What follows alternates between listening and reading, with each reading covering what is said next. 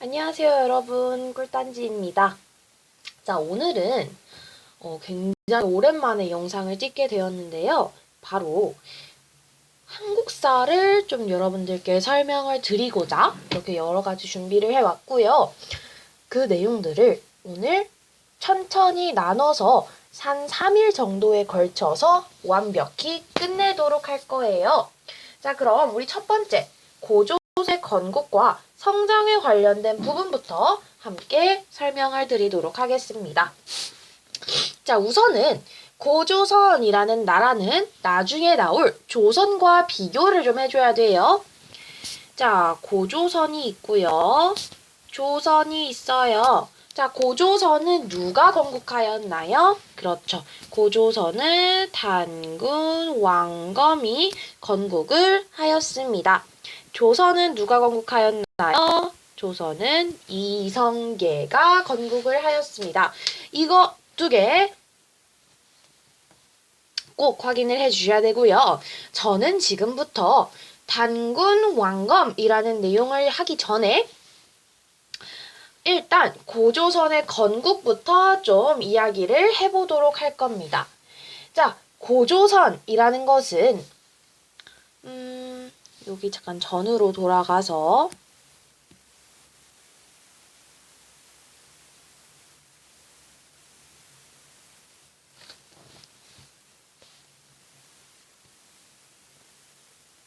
여기를 좀 보도록.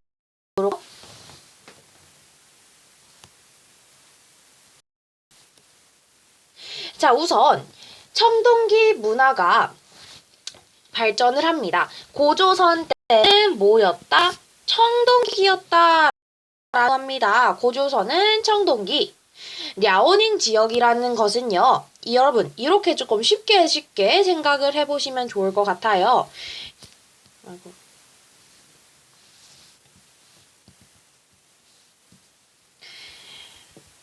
랴오닝 지역은 한 지역이에요. 근데 그 지역을 또 어떤 것과 어떤 것으로 나누는데 그 기준이 되는 게 랴오허 강이에요.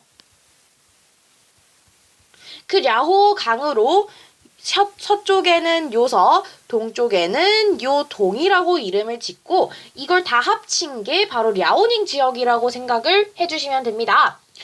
자, 근데 이 랴오닝 지역에다가 한반도 서북부 지역, 그럼 어디냐? 한 요 정도가 되는 거예요. 요 정도가 지금 어디냐면 고조선이 되는 것이죠.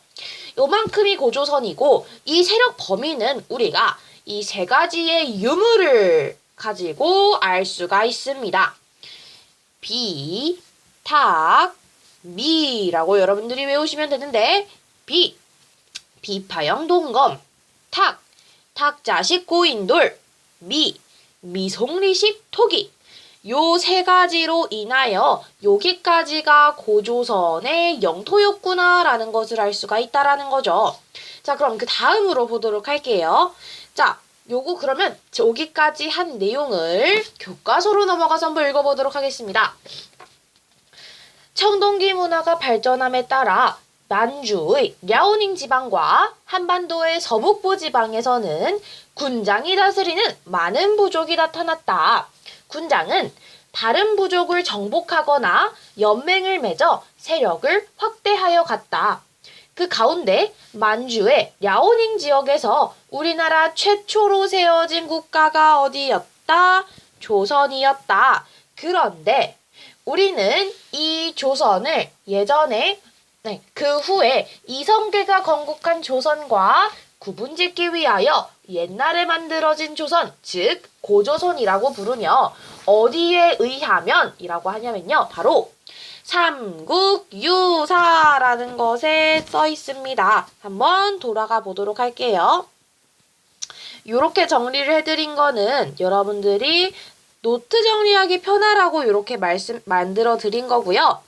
저는 지금부터 여러분들께 설명을 잘 드리고자 조금 더럽게 여기가 필기가 될 예정입니다. 우리가 삼국유사와 삼국사기에 대한 차이점을 여러분들이 알아주셔야 돼요. 삼국유사와 삼국사기. 사기의 차이점. 삼국유사는요, 우리가 이번 고조선을 할 때 기억해 주어야 할 애예요.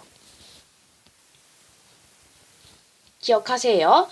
그런데 누가 썼는지는 여러분들이 꼭 구분을 해주셔야 합니다. 삼국유사는요, 승려, 일연이 쓰었고요. 삼국사기는 김부식이라는 사람이 썼습니다. 기억해주세요. 어쨌든 우리는 뭐를 바탕으로, 이 삼국유사를 바탕으로 단군이 고조선을 건국하였구나라는 것을 알 수가 있다라는 거죠. 자, 이 고조선은요, 굉장히 뭘 사용했다라고 했나요, 제가? 그렇지. 청동기를 사용했어요. 근데 이 청동기가 굉장히 우수한 청동기를 가졌다고 말합니다. 자, 이 우수한 청동기를 바탕으로 만주 지역의 여러 세력을 정복하고 한반도의 서북 지역까지 세력을 넓히게 돼요. 그러면 고조선이라는 나라는 우선 그 만주의 랴오닝 지역에서 세워졌지만 나중에는 한반도 서북부 지역까지 이렇게 세력을 넓혔구나. 즉 그러면 고조선의 세력 범위는 랴오닝 지역만이 아니라 랴오닝 지역에서 뭐까지 포함해줘야 된다? 한반도 서북 지역까지 포함을 해줘야 하는구나 라는 것을 알 수가 있겠죠. 자, 그리고 그때 당시에 우리 고조선의 세력 범위는 뭐를 통해서 알 수 있었다라고 제가 방금 정리해드렸죠? 비, 탁, 미를 통해서 알 수가 있었다라고 정리를 해드렸습니다. 자, 그러면 비가 뭐였나요? 비파형 동검, 탁은 탁자식 고인돌, 미, 미송리식 토기. 이런 것들의 분포를 통해서 우리가 짐작할 수 있었구나라는 것을 알 수가 있습니다. 자, 그러면 바로 다음으로 넘어가 보도록 하겠습니다. 아, 그 전에. 오케이. 단군 왕검이라는 단어에 대해서 여러분들께 조금 설명을 드리고 싶어요. 요거는 언제든지 헷갈릴 수도 있고 언제든지 낼 수 있는 문제이기 때문에 한번 정리하고 넘어가는 게 좋다고 생각합니다. 자, 단군, 왕검이라는 단어를 여러분들이 주의 깊게 봐주셨으면 좋겠는데, 이 단군이라는 의미는 제정, 즉 제사장의 의미를 가지고 있어요. 자, 그리고 여기 나오는 이 왕검은 지도자, 정치의 지도자, 정치적 지도자라는 의미를 가지고 있고요. 이 두 가지가 합친 것이 바로 단군 왕검인데, 즉 그러면 이 단군 왕검이 있다라는 것은 제정과, 그러니까 이 제정이라고 말하면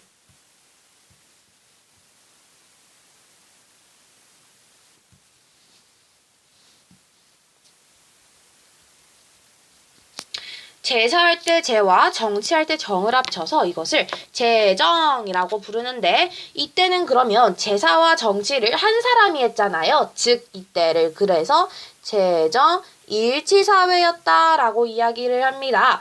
나중에 어디에 가면은 제정분리사회라는 것이 나오는데, 제정분리사회라는 것이 나오는 게 거기가 바로 삼한이에요. 삼한은 정치적 지도자와 군장의 외에도 종교적 지도자라는 천군이라는 게 있었어요. 요거는 이따가 다시 한번 설명을 드리도록 하겠습니다. 자, 이렇게 우리가 좀 정리를 하게 되었고요. 제정이 일치하였다라는 것을 알 수가 있고요. 다음으로 넘어가 보도록 할게요. 자, 그러면 이때부터는 이제 뭘 사용하냐? 철기를 사용하기 시작합니다. 철기를 사용하기 시작합니다. 자, 철기를 사용한 고조선 바로 한번 보도록 할게요. 자, 고조선이 성장을 해나가고 있습니다. 자, 성장해 나가고 있는데 이때가 바로 기원전 5세기 무렵이에요. 기원전 5세기 무렵 중국에서 어떤 것이 전래되었냐? 바로 이 철기라는 것이 전래가 됩니다. 철기라는 것이 전래가 되는데, 이따가 청동기와 철에 대해서 좀 자세히 설명을 드리도록 할게요. 자, 그러다가 연이라는 나라가 고조선으로 내려오게 됩니다. 자, 그러면 이때 고조선에서는 왕이라는 사람을 왕이라고 칭하게 돼요. 그리고 천도를 하게 되는데 이때 그러면 위에서 아래로 내려오니까 당연히 고조선은 이 아래로 내려가 주어야겠죠. 그래서 그 전에는 천도 랴오닝에서 평양의 왕검성이라는 곳으로 천도를 하게 됩니다. 왕검성은 평양에 있다고 해요. 그렇지만 정확하진 않다라는 거. 자, 어쨌든 연과 그래서 고조선이 싸웠는데 누가 이겼냐? 연이 이겼어요. 그렇기 때문에 한반도 서쪽 지역, 요쪽 지역을 연한테 많이 뺏겼다고 이야기를 합니다. 자, 다음으로 넘어가 보도록 할게요. 우리는 그럼 지금부터 철과 청동의 차이점을 좀 알아보도록 할 건데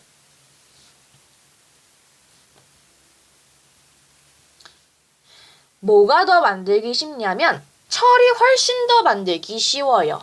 청동은 합금이라고 생각을 해주시면 되는데 합금은 모와 모를 섞어서 모가 나왔다 라는 거지만 청동은 자기 그대로가 그냥 철이에요. 훨씬 만들기가 쉽고 손도 덜 가죠. 그러므로 만들기 쉬운 것들은 무기나 농기구로 사용을 합니다. 그게 바로 뭐다? 철이다. 만들기 어려운 것은 제사할 때 씁니다.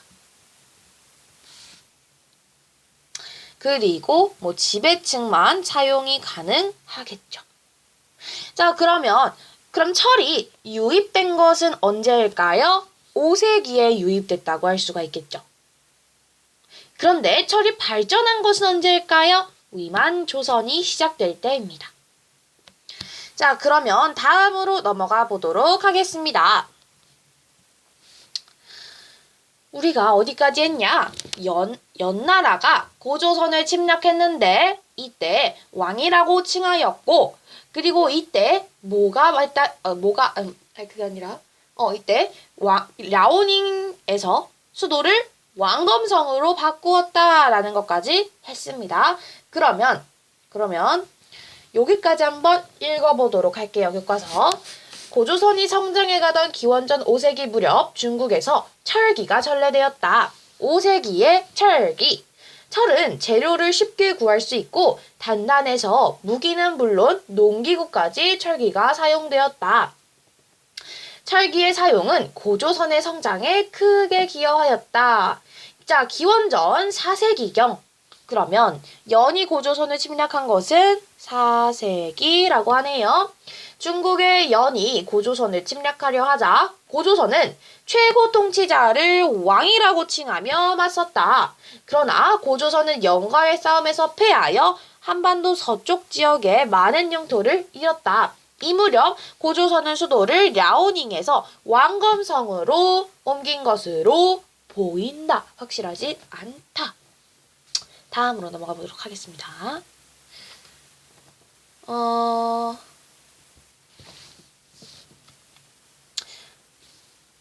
위만이라는 사람이 등장할 예정이에요.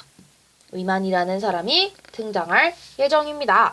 우리는 지금부터 위만조선이라는 것에 대해서 어떻게 위만조선이 일어나게 됐는가에 대해서 알아보도록 할 겁니다.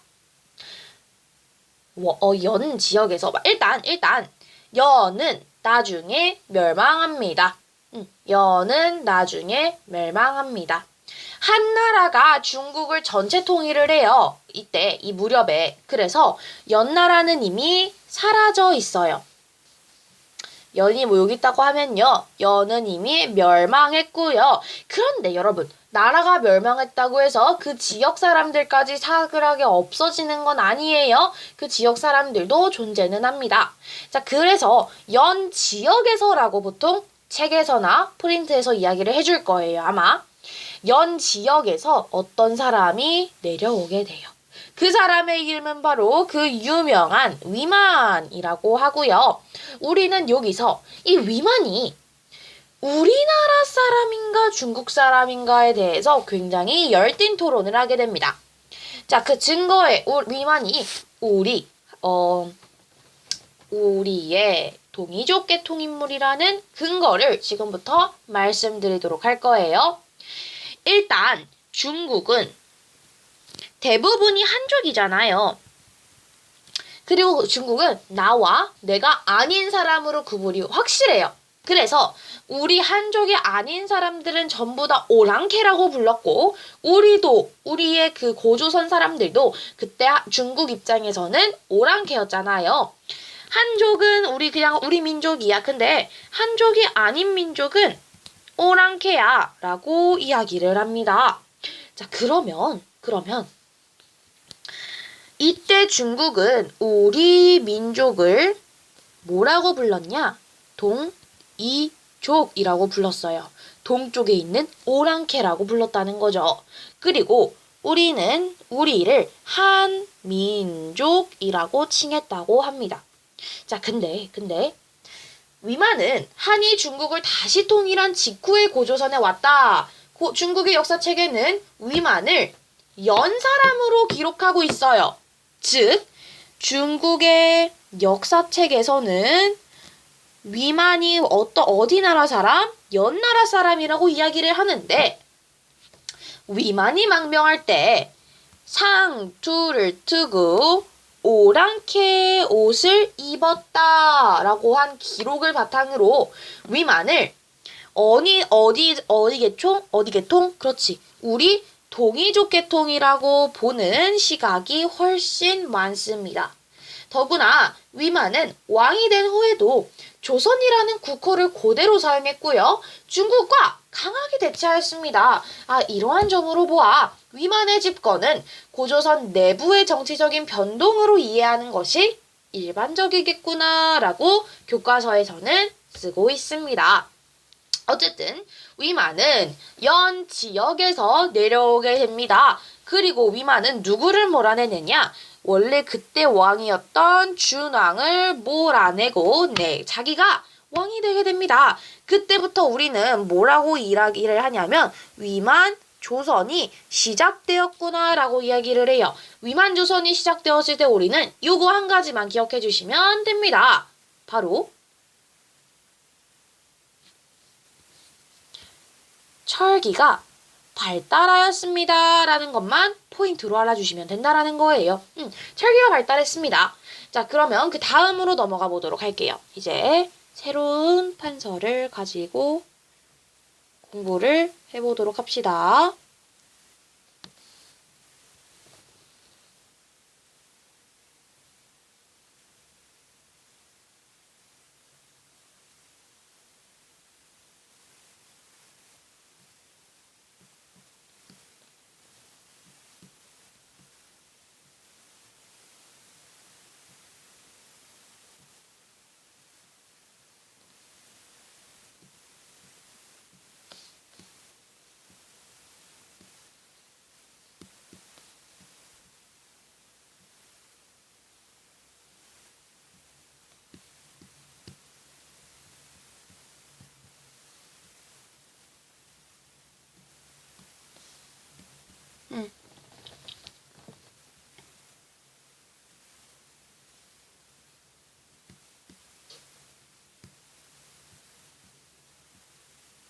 자, 여러분들께 지금부터 어떤 것에 대해서 좀 설명을 드릴 거예요. 그거 설명 함께 같이 보시면 좋을 것 같습니다. 자, 바로 보면요. 이 위만조선이 지금부터 시작이 되었어요. 우리는 거기까지 했고요. 위만조선이 시작되었다라는 데까지 했습니다. 자, 그리고 한반도 중남부에 일단 한반도를 제가 조금 그려보도록 할게요. 이렇게 생겼다고 한다면 여기가 한이에요. 한나라고 한나라가 중국 통일했다 했으니까 연나라가 있던 자리 당연히 한나라겠죠. 그리고 여기가 고조선입니다. 여기가 진이라는 곳이에요. 그러면 위만의 손자인 우거왕이라는 사람이 있습니다. 이 우거왕은요, 위만의 손자라고 했죠. 위만의 손자인 우거왕은요, 한나라와 이 진나라 사이에 뭐를 하냐? 중개무역이라는 것을 합니다. 중개무역은요, 한나라가 진나라한테 갈 일이 있으면 여기서 잠깐 우리가 좀 도와줄게. 진나라가 한나라에 볼 일이 있으면 잠깐 우리가 좀 도와줄게 하면서 여기서 돈을 뜯어내는 거예요. 근데 그게 막 강제적인 그런 게 아니라 뭐 그냥 잘했다고 볼 수가 있겠죠.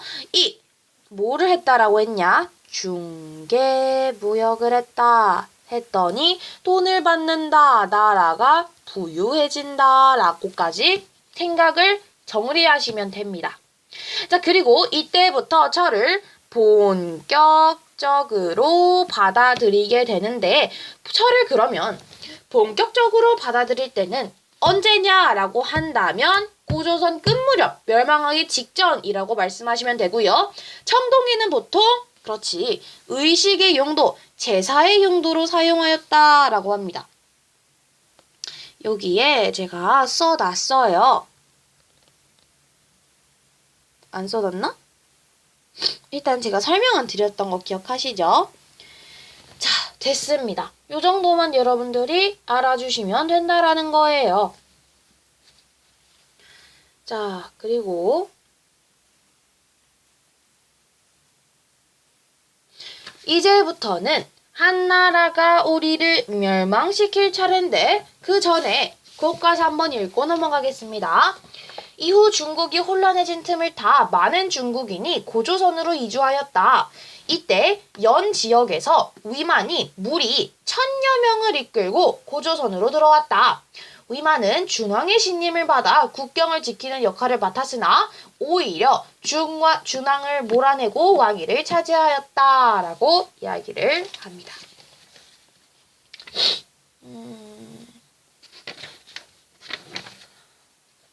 자, 그리고 고조선의 변천에 대한 내용 조금 하도록 할게요. 위만의 집권 이후 고조선은 우수한 철제 무기를 바탕으로 주변 지역을 정복하여 영역을 넓혔다. 아울러 고조선은 한반도 중남부에 위치한 진이 중국의 한과 직접 교역하는 것을 막아서 중개무역을 독점해서 부유해졌다. 그거 누구예요? 위만의 손자 우거왕. 자, 고조선은 이를 바탕으로 동아시아의 강대국으로 등장한 중국의 한과 대립하게 되죠. 한나라는 우리가 최고여야만 해. 근데 고조선이 점차 커지니까 견제가 됐다라고 볼 수가 있겠네요. 자, 이때 보도록 하겠습니다. 이때 중국의 한무제가 이제 고조선을 침략하게 됩니다. 고조선으로 내려왔다라는 뜻이에요. 자, 그랬더니 일단 한나라가 침략을 하니까 여기서 강해져야 되는데 지배층끼리 분열을 했어요. 지배층끼리 분열을 하니까 세 번째 왕검성 함락됐죠. 그랬더니 보통 수도가 함락이 되면요, 나라는 멸망합니다. 그래서 우리의 고조선 이렇게 처참히 멸망당하게 된다라는 거죠. 근데 한나라가 얼마나 셌냐면 그때 이미 중국을 통일했어요. 중국을 통일하고 그렇게 세니까 질 수밖에 없었다라고 약간의 변명을 할 수가 있겠죠. 자, 그러면 우리는요, 그때까지의 수도의 변화를 좀 보도록 할게요. 랴오닝에서 어디가 침략해서 그 칭호를 왕으로 바꾸고 왕검성으로 갔을까요? 연나라가 침략했을 때 칭호를 우리는 당군 왕검에서 왕으로 바꿨다고 했죠. 그러면 우리는 고조선은 멸망될 때까지 수도를 한 번만 바꿨구나라는 것까지 기억할 수 있어요. 고조선의 멸망까지 수도가 어떻게 변화하였는가 정리해 드리도록 할게요. 일단 랴오닝 지역에서 왕검성으로 갔고요. 나중에 한나라가 왕검성 치니까 왕검성이 함락당했죠. 그 전에 뭐 지배층의 분열도 있었겠죠. 자, 그렇게 되니까 왕검성까지 함락되니까 멸망. 되었다 라고 보시면 돼요. 오케이? 끝이에요. 그러면 여기 그 교과서 읽어보겠습니다. 이에 한무제는 고조선을 정복하기 위해 대규모의 침략을 강행하였다. 고조선은 이때 어쨌든 요때도 우거왕이 있었나 봐요. 우거왕을 중심으로 1년 동안 강하게 왔었다. 그러나 첫 번째 지배층의 내분이 일어나서 두 번째 왕검성이 함락되고 세 번째 멸망하였다. 이에 멸망 이후의 내용까지 여러분들께 설명을 드려보도록 할게요.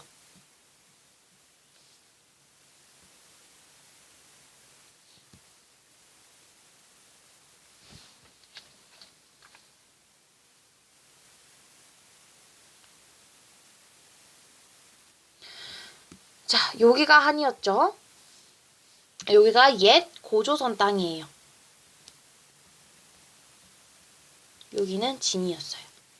자, 우리가 나라를 멸망시키면 보통 그 지역을 우리가 좀 정복하려고 해요. 그 지역 사람들까지 우리가 가지려고 합니다.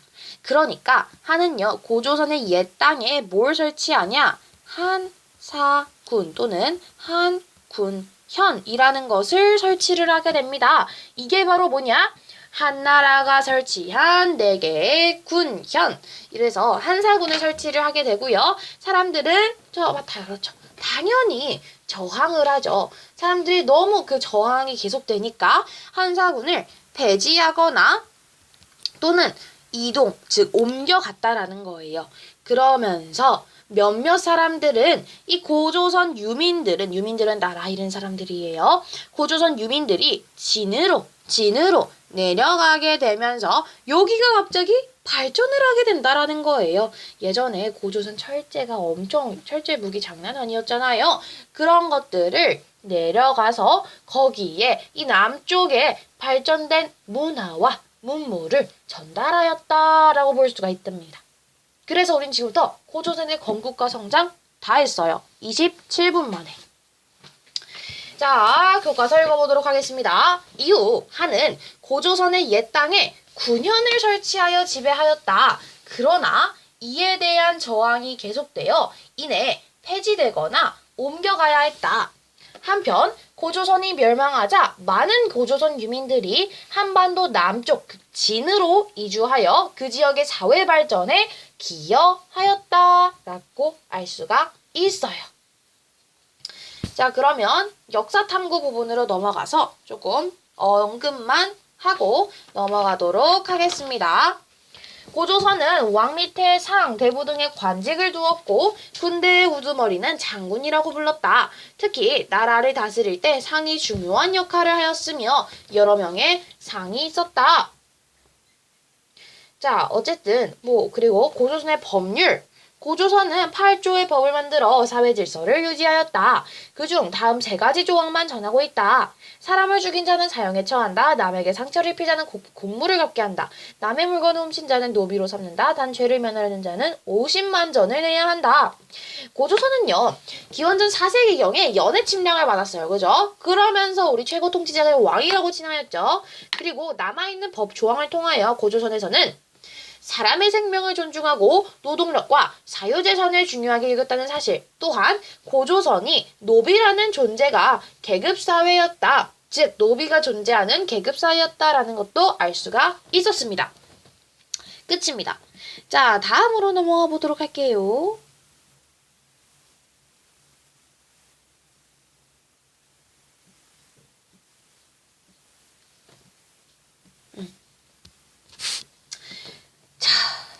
갑시다. 자, 다음은 만주와 한반도의 여러 나라라는 부분으로 우리가 조금 여러분들께 말씀드리고 싶은 게 있습니다. 자, 그러면 바로 한번 넘어가 보도록 할까요?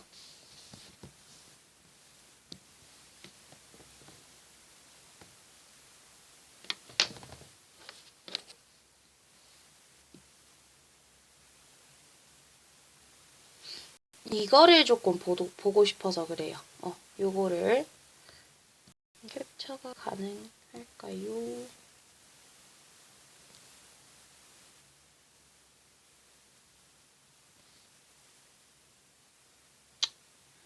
그냥 보도록 합시다. 자, 이거는 이겁니다. 부여, 고구려, 옥저, 동해, 와한, 변한, 진한. 이것만 여러분들이 기억하시면 된다라는 거예요. 부여, 고구려, 옥저, 동해, 마한, 변한, 진한. 요게 끝이에요. 자, 그러면 각각의 내용을 설명드리도록 할 겁니다. 넘어가서.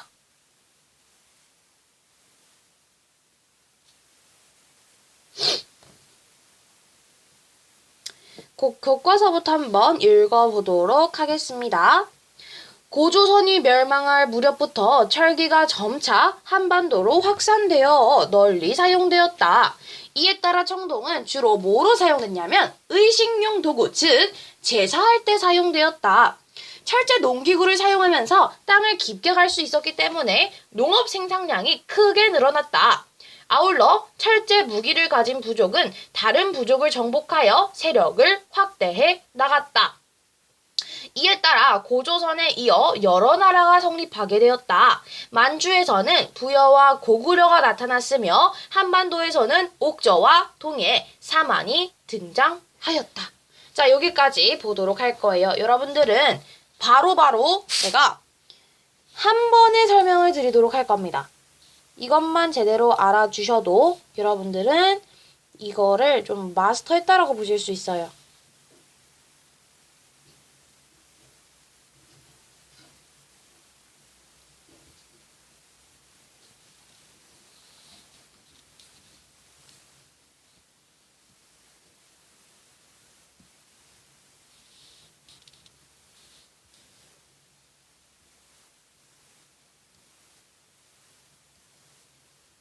됐다.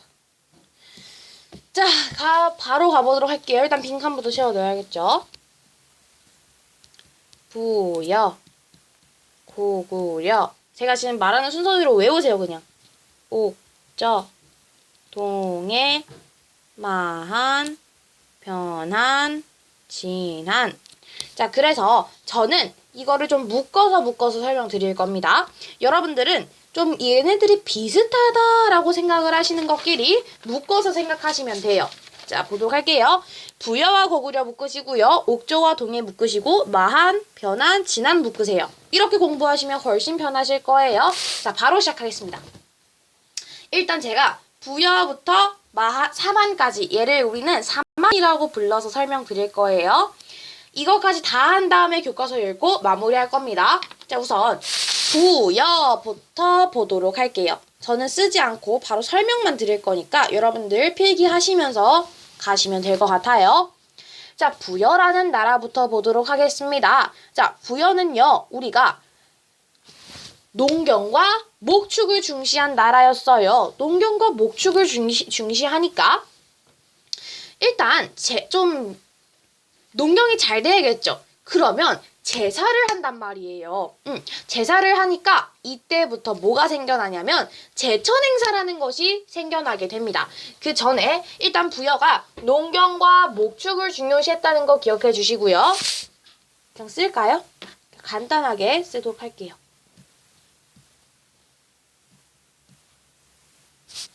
키워드만 써드릴게요. 농경과 목축을 중요시하였고, 자, 두 번째로는 그런 게 있었어요. 바로 정치적으로는 오부족 연맹체라는 것을 사용했다라는 거예요. 자, 오부족 연맹체가 뭐냐? 4개의 부족이 있는데 그 부족 중에 왕을 뽑는다는 거예요. 그리고 이거는 그러면 군장제라고 할 수가 있다라는 거잖아요. 그죠? 군장제가 있는데 우리는 이것을 사출도라고 부르기도 해요.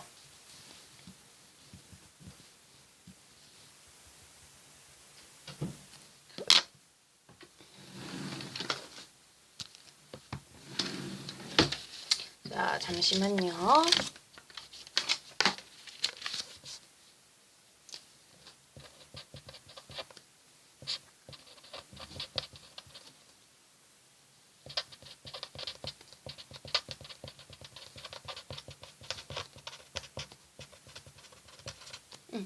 자, 바로 보도록 하겠습니다. 이 사출도라고 하는데 이때 군장을 말, 소, 돼지, 개 생각하시면 말, 마가, 소, 우가, 저가, 구가 이렇게 외우시면 끝입니다. 이게 바로 오부족 연맹체인데요.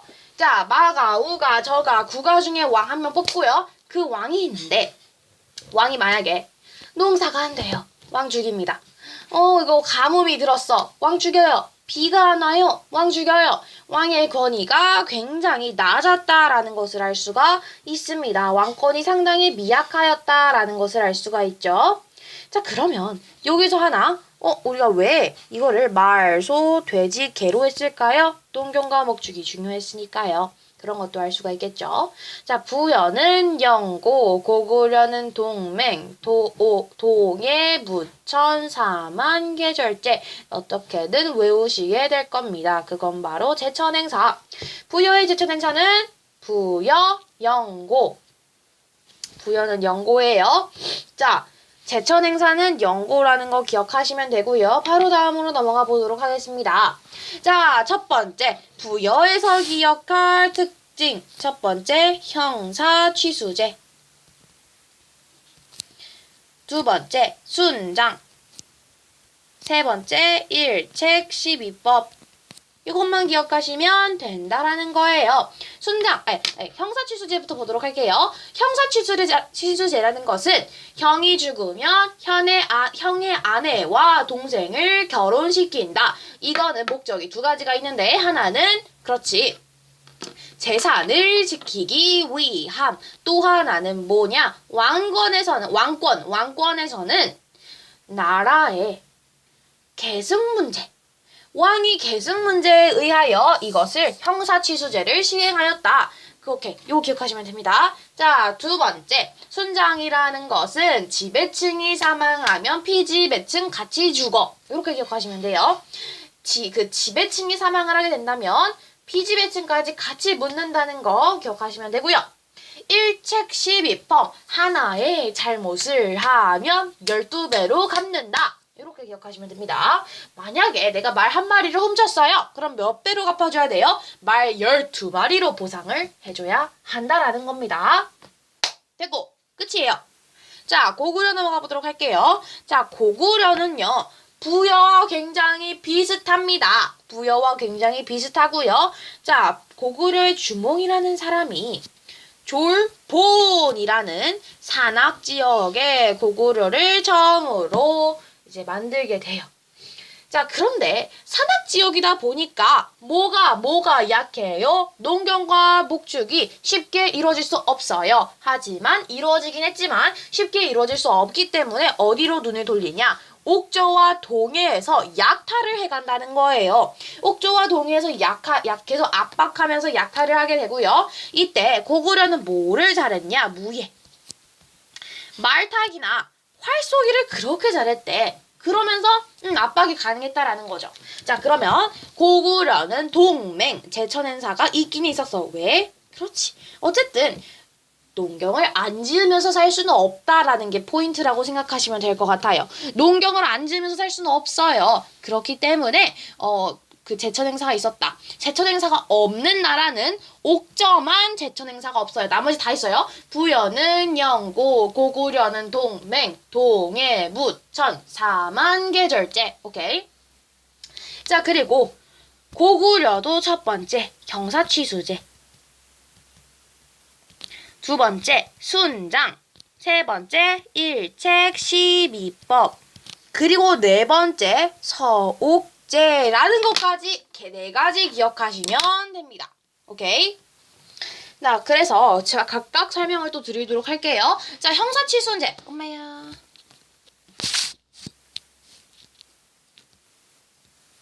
화면 밝기를. 네. 자, 형사취수제부터 보도록 할게요. 형사취수제 뭐였어요? 그렇지, 여러분들이 설명을 하셔야 돼요. 형이 죽으면 형의 아내와 동생을 결혼시킨다. 왜 그러냐? 그렇지, 지키기 위해서 또 왜 그러냐? 왕위 계승 문제로 인하여. 자, 순장. 지배층이 죽으면 피지배층 같이 묻어. 자, 그리고 일책 12법이라는 것은 하나의 잘못하면 12배로 갚는다. 서옥제라는 것은 뭐냐? 결혼을 해요. 결혼을 하면은 여자의 집이 이렇게 있고요. 여기에 자그마한 별채가 있는데 옛날에는 이것을 서옥이라고 불렀대요.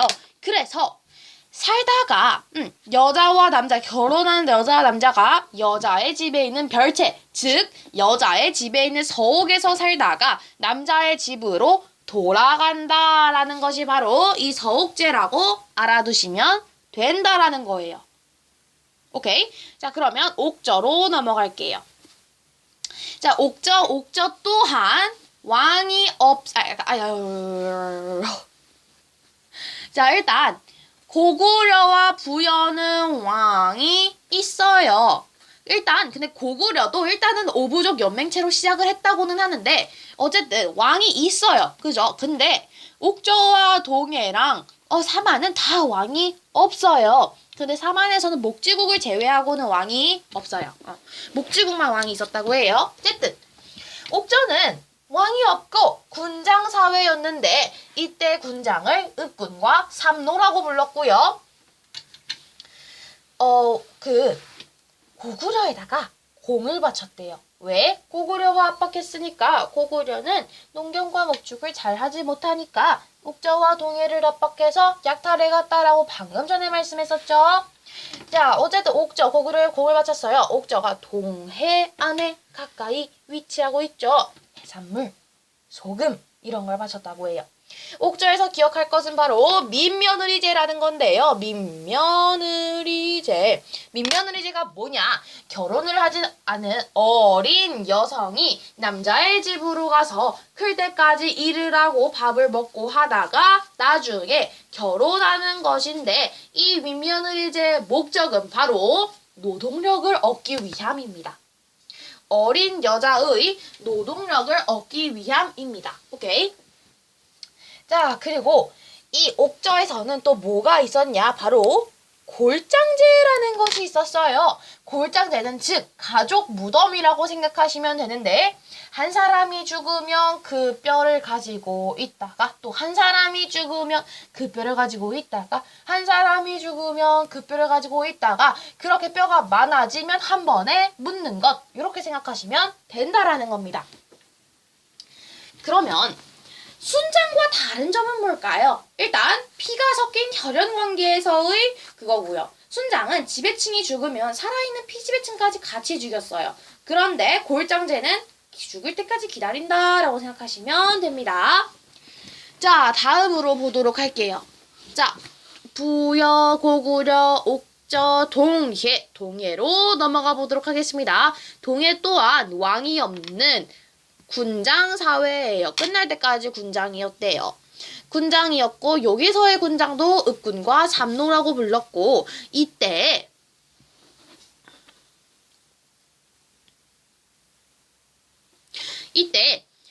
동해에서는요 그런 게 있었대요. 특산물을 바쳤다고 해요. 고구려한테. 이때 특산물이 이름이 조금 어려워요. 닭달나무로 만든 활, 단궁. 나무보다 아래에 있는 말, 과하마. 그리고 박피가 아니라 반어피라고 해서 그 바다표범의 가죽을 의미하는데 이 바다표범의 가죽, 바다표범은 일제강점기 시기에 일본인들이 많이 잡아가서 지금은 없는 상태예요. 자, 동해는 무, 사만은 계절제. 자, 이때 동해에서 기억해야 할 것 첫 번째 그겁니다. 바로 족외혼. 두 번째 책화. 이거는요 여러분 두 개 외우기 쉬워요. 왜냐면 의미가 같기 때문이에요. 조계호는 같은 피를 가진 사람끼리 결혼하면 안 돼요. 그리고 책화라는 말은요 뭐냐? 내가 다른 부족의 땅으로 침범했을 때 배상을 해줘야 한다라는 거예요. 이거 조계원과 책화를 가지고 알 수 있는 동해의 특징 뭐였냐? 우리 부족과 다른 부족의 구분이 철저했구나라는 것을 알 수가 있네요. 다음 3한으로 넘어가 보도록 하겠습니다. 3한 또한 왕이 없는 군장사회인데요. 자, 군장사회라는 것은 이렇게 옥저, 동해, 삼한까지 다 군장사회이긴 하지만 삼한에서 어떤 나라만 빼고 군장사회였냐? 목지국만 빼고 군장사회였어요. 자, 이때 군장은 우리가 신지, 읍차라고 부르고요. 요거는 읍군 또는 삼노라고 불렀다. 이때 군장의 이름이었습니다. 자, 그런데 여기서 중요한 거 있어요. 바로 정치적 지도자와 군장의 외에도 종교적 지도자라는 천군이라는 것이 존재했구나. 그러면 재정 일치 사회가 맞나요? 아닌가요? 아니죠. 재정 분리 사회였다라는 게 굉장히 중요합니다. 무조건 나올 거예요. 고조선은 재정 일치 사회였잖아요. 뭘로 할 수 있었어요? 그죠? 단군 왕검으로 할 수 있었죠. 근데 이 삼한은 재정 분리 사회예요. 뭐가 존재했냐? 바로 그렇지. 종교적 지도자, 정치적 지도자, 제사장 이런 게 아니라 종교적 지도자까지 있었다는 거예요. 정치적 지도자와 군장의 이외에도. 그래서 이 천군이라는 사람은 소도에 머물렀다고 합니다. 자, 그리고 삼한은요 5월과 10월에 계절제라는 제천 행사를 하게 돼요. 이거 뭐라고 외우시면 되냐면 5월과 10월의 계절은 달라요. 각 계절마다 하는 제도, 각 계절마다 하는 제천 행사, 즉 계절제라고 부르고요. 자, 변화는 철로 유명하고요. 이 철을 어디에다 수출을 하냐면 여기에 한나라가 있었어요. 이 한나라한테 수출을 했다고 합니다. 한나라한테 수출하거나 또는 이 밑에 일본이 있거든요. 일본한테 수출을 하거나 이 철을 화폐처럼 쓰기도 했다라고 이야기를 합니다. 자, 그리고 나중에 보면요. 이 마한의 소국 중에 십제라는 것이 나중에는 백제가 되고요. 진안의 소국 중에 사로국은 나중에 신라가 되고요. 변안의 소국 중에 변화는 나중에 가야 연맹으로 발전을 하게 된다라고 이야기를 합니다. 즉, 마한의 소국 중에 십제는 나중에 백제가 되고요. 진한의 소국 중에 사로국은 나중에 신라가 되고요. 변화는 나중에 가야 연맹이 된다라는 것까지 기억을 하시면 됩니다. 자, 그래서 마지막으로 제천 행사까지 하고 정리 끝나게 되겠습니다. 부여는 영고, 고고려는 동맹, 동해, 무천, 삼한, 계절제. 오케이. 이렇게 해서 정리 한번 끝났습니다. 교과서 보도록 할게요. 자, 그러면 바로 교과서 읽어보도록 하겠습니다. 저는 지금 아침을 먹고 왔고 굉장히 힘이 펄펄 넘치는 상태예요. 자, 바로 보도록 할게요. 조금 다시 보니까 어지럽네, 그지? 교과서 읽어보도록 하겠습니다. 자, 철기가 사용되면서 무덤을 만드는 풍습도 바뀌었다. 고인돌이 점차 사라지고 구덩이를 파고 나무너를 넣은 널무덤과 두 개의 항아리를 옆으로 이어 만든 동무덤이 널리 만들어졌다. 요런 것들이 뭐가 만들어지면서 철기가 사용되면서 자, 부여부터 볼게요. 자, 부여의 성립. 고조선에 이어서 가장 먼저 세워진 나라는 어디였다? 부여였다. 부여는 만주 숭하강 유역의 넓은 평야지대에 위치하여 농업과 목축이 발달하였다. 자, 왕은요, 중앙을 다스리고 가축의 이름을 딴 마가우가 저가 구가 등의 여러 가들이 각자의 역력을 다스리며 나라의 통치에 참여하였다. 나라 전체에 이른 왕이 여러 가들과 협의하여 처리하였다. 따라서 초기에는 왕권이 약하여 흉년이 들면 왕이 교체가 되거나 죽임을 당하기도 하였다. 왕권이 약하였다라는 거죠. 자, 매년 영고라는 것은 좀 구체적으로 들어가 보자면 12월 정도에 일어났다고 합니다. 이런 영고라는 제천 행사를 열었는데 이때는 노래와 춤을 즐겼고 죄수를 풀어주기도 하였다. 또한 모의 풍습이 있었다. 순장의 풍습이 있었다. 자, 부여의 법률은 보조선보다 더 엄격해서 살인자는 사형에 처하고 그 가족은 노비로 삼았다. 남의 물건을 훔친 자는 물건값의 12배를 갚게 하였다. 이런 것들이 있었다는 거죠. 형사취수제도 있었다는 거 꼭 기억해 주세요. 자, 고구려의 성립. 고조선이 멸망한 후 압록강 중류 유역에는 4개 한해 군현이 설치되어 있었다. 이곳에 거주하고 있던 토착민들은 한해 군현을 공격하여 요동지역으로 몰아내었다.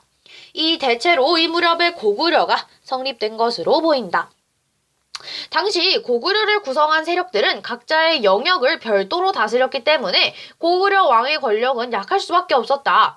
이후 부여에서 내려온 주몽이 압록강 중류의 졸본 지역의 자리를 잡고 고구려의 왕위를 차지하였다. 이로써 고구려가 새로이 발전할 수 있는 기틀이 마련되었다. 즉, 주몽의 이전에 이미 고구려가 성립되었다는 것을 알 수는 있지만 고구려의 첫 왕은 주몽이라는 것도 잊으면 안 됩니다. 하지만 고구려는 원래 오부족 연맹제로 처음 시작했다는 거, 그래서 왕의 권력이 약할 수밖에 없었지만 어디에서 내려온 주몽? 그렇지, 부여에서 내려온 주몽이 왕위를 차지하게 됩니다. 그러면서 고구려가 새로이 발전할 수 있는 기틀이 마련되었다는 것까지 알 수가 있겠네요. 졸본 지역은 산악지역이어서 고구려는 주변 지역을 정복하며 세력을 키워나갔다. 따라서 일찍부터 활쏘기와 말타기 같은 무예를 중시하였다. 또 10월에는 동맹이라는 제천 행사를 열어서 언제? 10월에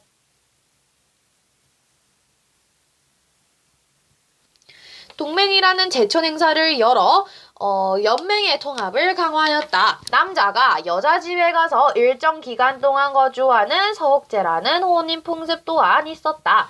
자, 무용총 수렵도. 이것은 뭐냐면요. 고구려 사람들이 평소에 활쏘기를 통하여 무예를 단련하고 사냥을 즐겼음을 보여줄 수 있는 그림입니다. 자, 다음으로 넘어가서 옥저와 동해 보도록 할게요. 만주에서 부여와 고구려가 성장할 무렵 한반도의 동북지역에서는 옥저와 동해가 나타났다. 옥저는 함경도의 동해안에, 동해는 강원도 북부의 동해안에 위치하고 있었다. 옥저와 동해는 한반도의 동북지역에 치우쳐 있어서 부여나 고구려에 비해 발전이 늦었다. 읍군, 삼노라고 불리는 군장들이 백성을 다스렸으며 왕의 칭호를 사용하는 지배자가 없었다. 일찍부터 고구려의 간섭을 받던 옥저와 동해는 뒤에 고구려에 흡수되었다. 자, 그러면